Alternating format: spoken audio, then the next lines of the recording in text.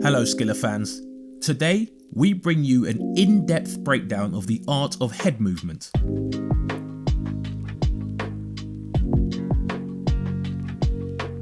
Head movement, as a general term, refers to light movements of your head that are performed to evade strikes. Good head movement. Good head movement. As the head is the target, moving it becomes crucial to avoid getting hit. He comes back right away though, Dom. He comes back straight. Comes back swinging himself, and now, well, Kelly. However, head movement is not just about randomly moving your head. It involves coordination between your feet, waist and shoulders, all working in sync to execute the movement correctly.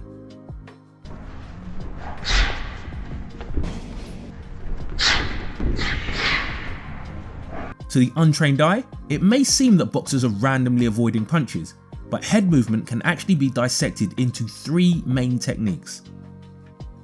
The three boxing techniques we will dissect allow you to avoid the 6 basic punches in boxing.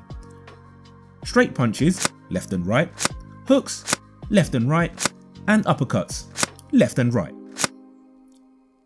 So let's take a look at these techniques and their pros and cons. Number 1. Slips. Slipping is performed by moving the head to either side, causing the opponent's punches to slip by the boxer. Slips are generally used to avoid straight punches, specifically the jab and the straight backhand. You can slip on the outside or to the inside. It is generally recommended to slip punches to the outside because it puts you out of danger for a following punch.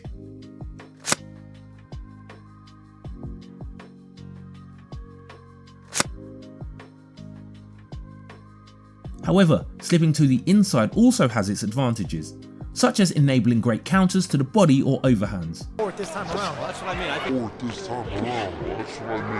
mean. Pros. A big advantage of slipping is that it opens up opportunities for straight counter punches.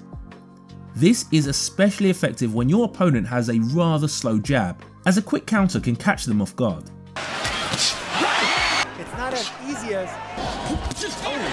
Cons. The problem with slipping is that you remain in range, which can always be dangerous. If you're not careful when slipping a 1-2 combination, you can leave yourself vulnerable to getting knocked out.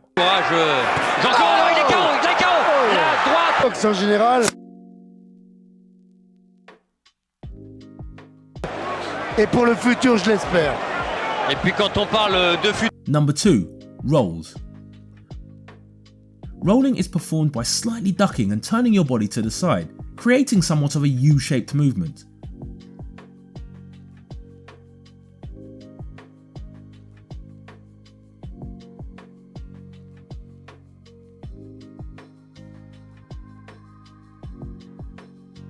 It is mainly used to avoid left and right hooks.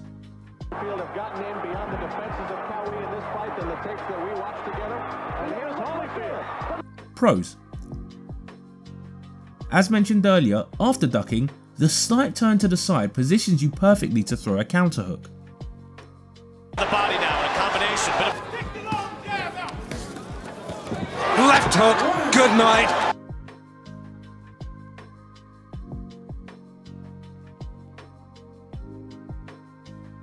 Cons. Similar to slipping, when you roll punches, you remain in range.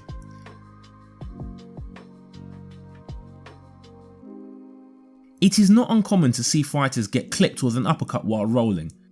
That was the first time he felt Gennadi's power. As they are consistently ducking down.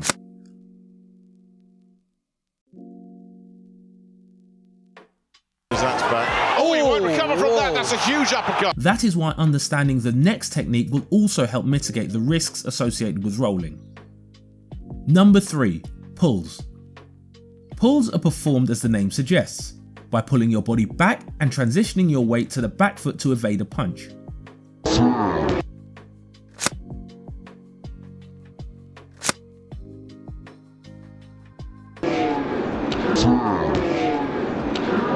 We've already covered how to avoid 4 of the 6 main punches in boxing, and pulls are generally used for the remaining 2, the left and right uppercuts.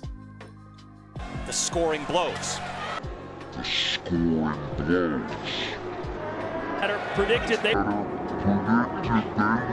However, they can also be used against other punches. Pros. Opposite to the other 2 techniques, with the pull, you actually get out of range. Additionally, you don't have to worry about which punch is thrown, left or right, as the technique applies in the same manner for both. 32 thrown. With a left hook to the liver there, but And he's winning these rounds. That hook touched Canelo off. Answers with a hook, something. Whoa. Cons. The biggest advantage of pulling back is also its biggest disadvantage. As you get out of range, you'll have to re-enter the range to land a counterpunch, which is more difficult to execute. However, it is still possible to counter effectively. 68-66, Canelo's. beautiful display of defense. Another example is the pull counter employed by Mayweather. Mayweather solves the range issue by positioning his head more forward than usual, baiting his opponent to throw a punch. When he pulls back, as he was already positioned forward, he is not too far away, allowing his counter to connect perfectly.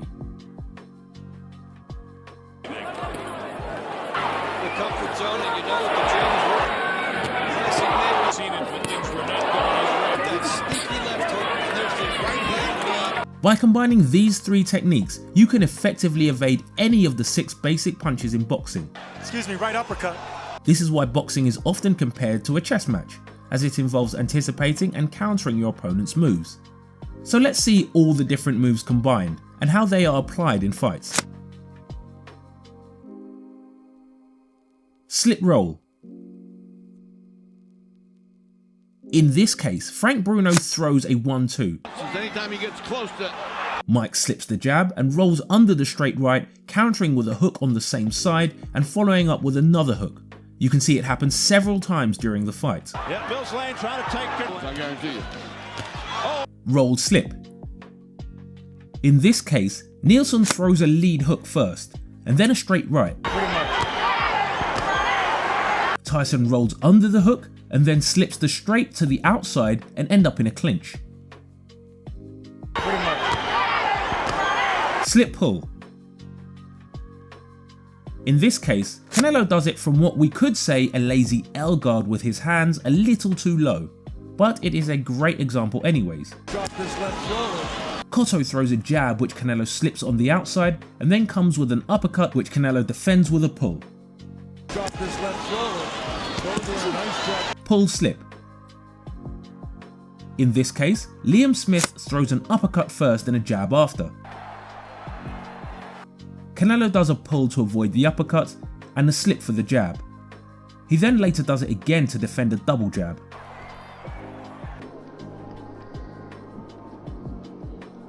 Roll pull.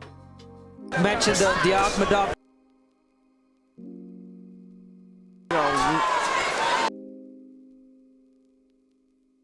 Pull roll. Avoids a sweeping left hook, although there are infinite combinations and variations in how punches can be avoided, and each fighter may have their own unique approach to using head movement. However, by mastering these fundamental techniques and dedicating countless hours to practice, you can become a master at not getting hit.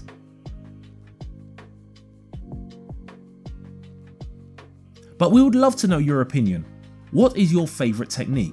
Let us know in the comments.